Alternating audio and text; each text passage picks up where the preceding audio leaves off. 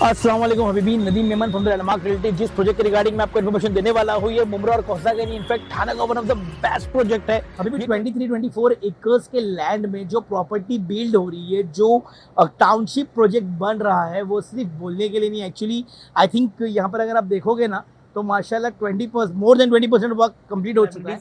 और best part ये है कि यहाँ पे अपने को सबसे अच्छी चीज़ जो मिल रही है वो है इसका कारपेट एरिया। कारपेट एरिया की बात करूँ, क्योंकि अभी अगर अक्सर प्रोजेक्ट में आप देखोगे ना तो जितने बड़े बड़े फ्लैट्स होते हैं, जितने ज़्यादा अगर आपको एमिनिटीज मिलती है, उतने छोटे छोटे फ्लैट्स हो जाते हैं। बीड़ के अर्धमसला गांव में आधी रात के बाद मक्का मस्जिद में किया गया धमाका, मस्जिद को पहुंचा नुकसान। पुलिस ने किया विजय गवाने श्रीराम सांगड़े नामक 2 आरोपियों को गिरफ्तार।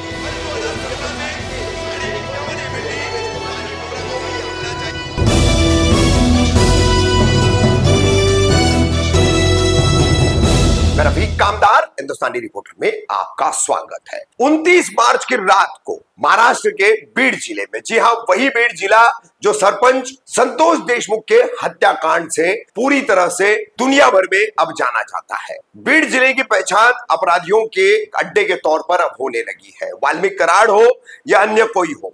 मगर अब इसी बीड़ जिले में किस तरह से हिंदू मुस्लिम को लड़ाया जाए और इसमें बहुजन समाज के लोगों का या युवकों का कैसे इस्तेमाल हो रहा है, इसका एक बड़ा उदाहरण सामने आया। 29 मार्च की रात को यहां पर बीड़ जिले के गेवराई तहसील के अर्धमसला गांव में मक्का मस्जिद है। इस मक्का मस्जिद में रात 2:30 बजे के करीब जो है धमाका हुआ। पहले लगा कि ये बम धमाका है, किसी ने बम लगाया है, क्योंकि मस्जिद की छत, दीवारें, खिड़कियां और फर्श, ये सब जो है यहां पर उसके पर कच्चे उड़ गए। घटनास्थल मस्जिद का जो है वो पूरा हम आपको दिखाएंगे। उसके बाद यहाँ के मुस्लिमों में कितना रोष फैला, आसपास के तमाम कई मुस्लिम समाज सेवक भी यहाँ आए। पुलिस को सूचना दी गई और पुलिस को सूचना देने का अहम काम किया इस गांव के एक हिंदू सरपंच ने, क्योंकि हिंदू सरपंच एक सेकुलर व्यक्ति है और इस तरह की घटना उन्हें भी मान्य नहीं थी और गांव के कई हिंदू समाज के लोगों को भी इस घटना को लेकर बिल्कुल वो भी आंदोलित थे। बहरहाल आपको इसकी थोड़ी सी पृष्ठभूमि बता दें कि 29 मार्च को रात 9:30 बजे यहां पर सैयद बादशाह रहमतुल्लाह अलैह की एक दरगाह है, उनका संदल निकाला गया। इस संदल के दौरान अचानक विजय रामक गव्हाणे और श्रीराम अशोक सांगड़े नाम के ये 2 युवक आते हैं और दोनों युवक जो है इस संदल में शामिल मुस्लिम समाज के लोगों को और हिंदू समाज के लोगों को अनाप शनाप और गाली गलौज करते हैं और बड़े आपत्तिजनक वक्तव्य करते हैं। मगर सरपंच जो है वो सभी को शांत करते हैं, इन युवकों को भी जो है डांट फटकार कर वहां से अपने साथियों की मदद से भगा देते हैं। मगर ये युवक कहां रुकने वाले थे, क्योंकि इन्होंने एक रील बनाई थी। अब आपको इन दोनों में से एक की रील हम बताते हैं जो उसने इंस्टाग्राम पर शेयर की है। किस तरह से जिलेटिन की कांडियां लेकर के, जिलेटिन स्टिक्स लेकर के वो बैठा है, एक हाथ में सिगरेट है और मराठी में एक गाना उसने बजाया है कि मैं भंगार नहीं अंगार हूं। कॉपीराइट की वजह से वो गाना हम आपको नहीं सुना पाएंगे, लेकिन वो वीडियो जरूर दिखा रहे। और उसके बाद रात 2:30 बजे बीड़ के गेवराई तहसील के अर्धमसला गांव की मक्का मस्जिद में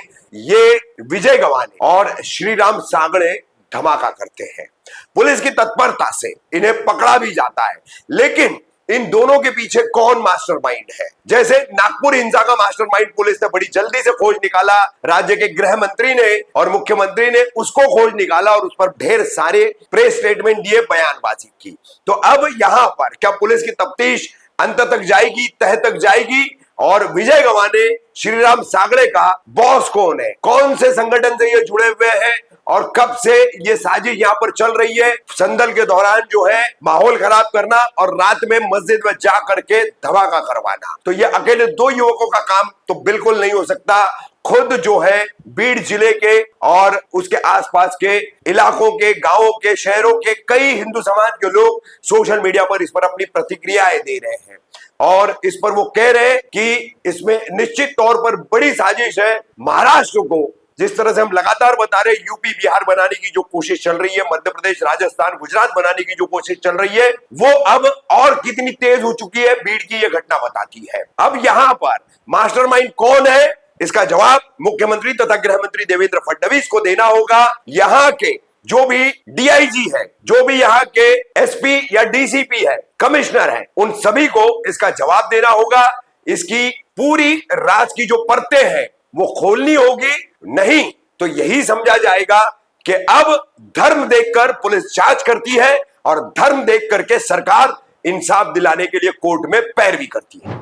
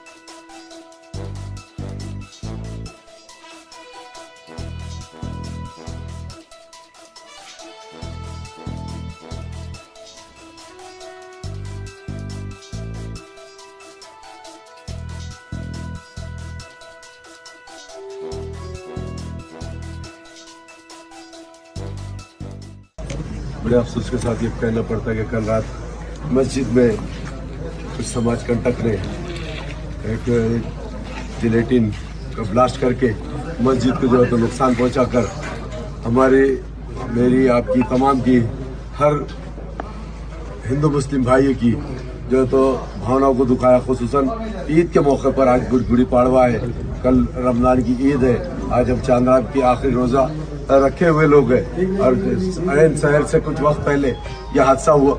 हमारे अर्धा बस्ता गांव में ये हुआ। बहरहाल यह हादसा होने के बाद जैसे हमको इत्तलात आपको हमको सबको इत्तलात मिली, जिसको जब भी मिली सब अपने अपने तौर पे सब के सब पूरे जिले का रुख अर्ध बस्ता की जानिब हो गया। और हम जो है तो भीड़ से शफी वो मैं अशफाक नामदार जैसे आए, मुजीब भाई आए, उसी तरह मादलगांव से साल भाई आए, बकर पठान आए, नासिर खान साहब आए और आप तमाम लोग आए। क्यों? क्योंकि हमारी जो है तो हमारा ईमान, हमारी जो है तो अल्लाह के घर को इज्जत पहुंचाने की कोशिश किसी ने की है। लेकिन ये सब के बावजूद हम यहाँ पर रुख करने का मकसद ये था कि जो खातियों को जो है तो जिन्होंने भी ये घटना की है, जिन्होंने भी जो है तो ये हादसे को अंजाम दिया है, उनको जो है तो सजा मिलना चाहिए, उनको अरेस्ट होना चाहिए, उनको सजा होना चाहिए और उनको कड़ी से कड़ी जो है तो कार्रवाई उनके खिलाफ होनी चाहिए। ये हमारा आपका सबका मकसद था। यह मकसद को लेके हम सब यहाँ पर आए। उसी के साथ जो है तो डिपार्टमेंट का पुलिस डिपार्टमेंट ने जो है तो अपने तौर पे बहुत अच्छी इक़दाम लिया कि हमसे पहले पुलिस डिपार्टमेंट यहाँ पर पहुंचा। 20 मिनट के अंदर अंदर पुलिस डिपार्टमेंट वहाँ पहुंचा और पुलिस डिपार्टमेंट ने तलवाड़ा पुलिस स्टेशन ने आरोपियों को सबसे पहले ताबे में लिया। आरोपियों को ताबे में लेने के बाद हमारी जो है तो मकसद क्या होता है कि उन पर जो है तो FIR किस तरह की जा रही है। आरोपी ताबे में आने के बाद क्या है कि FIR किस तरह की जा रही है, ये हमारा मकसद होता है। तो FIR में जो हम आप जितनी कोशिश है, जितनी अपनी तुम्हारी हमारी जो तो जितने आंदोलन करके जिस नतीजे पे हम जाना चाहते हैं, वो नतीजे पे डिपार्टमेंट हमसे पहले वो नतीजे पे चले गया। और डिपार्टमेंट है जो तो तुम्हारे हमारी जो तो सबको की मौजूदगी को देखते हुए डिपार्टमेंट ने खुद अपनी जानिब से इतनी सख्त कार्रवाई की कि उम्र कैद तक की सजाएं जिन सेक्शंस में है, जिन कवानीन में है, जो कलमों में है, वो सेक्शंस है तो सबके सब लगाए गए। इसलिए जो है तो मैं आप तमाम लोगों से और मैं खुलूस अपील गुजारिश करूंगा कि हमको जो है तो यहाँ से आगे हम आज गुड़ी पाड़वा है, कल ईद है और हमको ईद की खुशियाँ जो है तो अल्हम्दुलिल्लाह जो जैसे हम नॉर्मल तरीके से मनाते हैं वैसे मनाएंगे और पूरे आप और अपने साथियों तक ये पहुंचाएंगे कि हमको जो है तो अमन शांति रखना है, क्योंकि जो मकसद हमारा था कार्रवाई होनी चाहिए, दोषियों पर जो है तो सख्त बड़ी से बड़ी कार्रवाई होनी चाहिए, और वो कार्रवाई डिपार्टमेंट पहले ही कर चुका है। इसलिए आप लोगों से फिर एक मरतबा प्रोकुलर ऑफिस अपील है कि आप लोगों ने शांति अमन रखना चाहिए, और तमाम को जो है तो आप लोगों ने भी गुजारिश करना चाहिए, और सोशल मीडिया के जरिए किसी तरह का वरगलाने वाला स्टेटमेंट हमारे या हमारे समाज की जानिब से ये एक भी सोशल मीडिया में नहीं जाएगा। ऐसी जो है तो मैं आप तमाम की जानिब से उम्मीद रखते हुए आप तमाम लोगों को ईद की मुबारकबाद देते हुए अपने अल्फाज को खत्म करते रोटेशन का नाम लेते जाऊं तुम। तकरीबन 3:30 बजे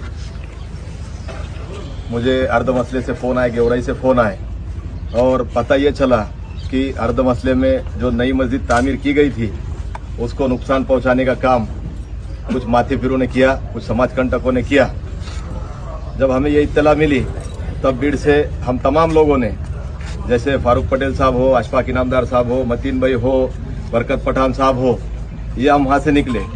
निकलते वक्त हमने एजाज भाई, हमारे नगर सेवक एजाज भाई ड्राई फ्रूट वाले, हमारे शहनशाह भाई, और हमारे माजले गांव से साल भैया और नासिर भाई, ये तमाम लोगों से यहाँ पर राब्ता किया और हम सब लोग वहाँ पर पहुंचे। आपको इत्तला ये दी जाती है कि जो लोगों ने ये घिनौना काम किया उन लोगों को सजा मिलनी चाहिए, उनके ऊपर एफआईआर होनी चाहिए, उनको अरेस्ट होनी चाहिए। तो हम जाने से पहले, यानी हमको जैसा इत्तला मिली उसी वक्त में वहाँ पर पुलिस कम वक्त में पहुंची, उन्होंने आरोपियों को यहाँ पर हिरासत में लिया, अरेस्ट किया। उसके बाद हम लोग अर्ध मसला से यहाँ पर तलवाड़ा पुलिस स्टेशन आए और यहाँ पर आकर हमने एफआईआर किया।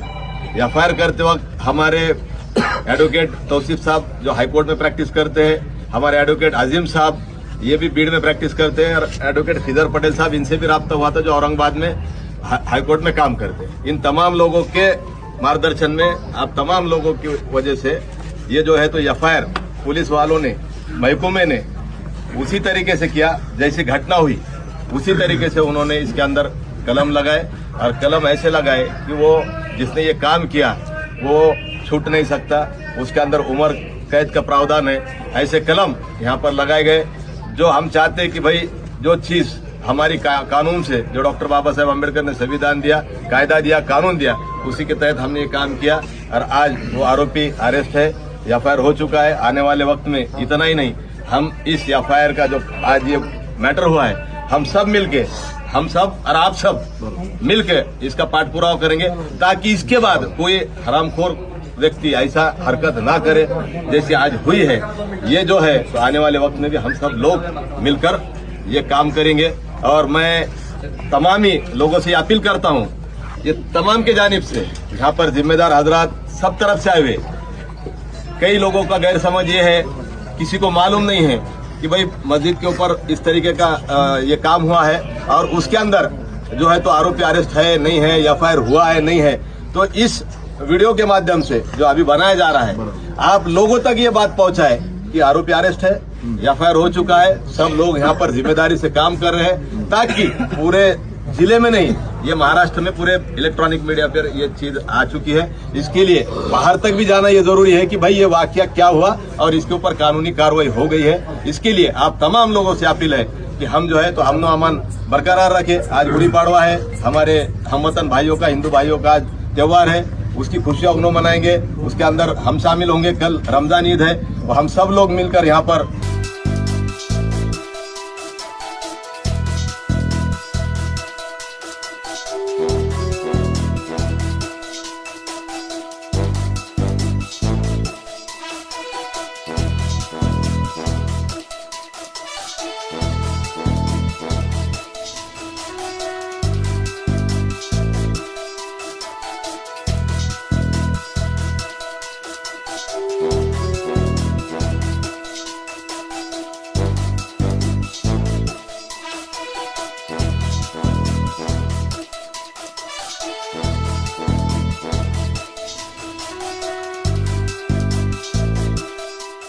कि अर्धमसला गांव से हमारे को सुबह करीब 4 बजे के आसपास हमारे को कॉल आया था, और विदिन 20 मिनट में हमारी टीम, पुलिस स्टेशन की टीम वहाँ पे पहुँच गई थी।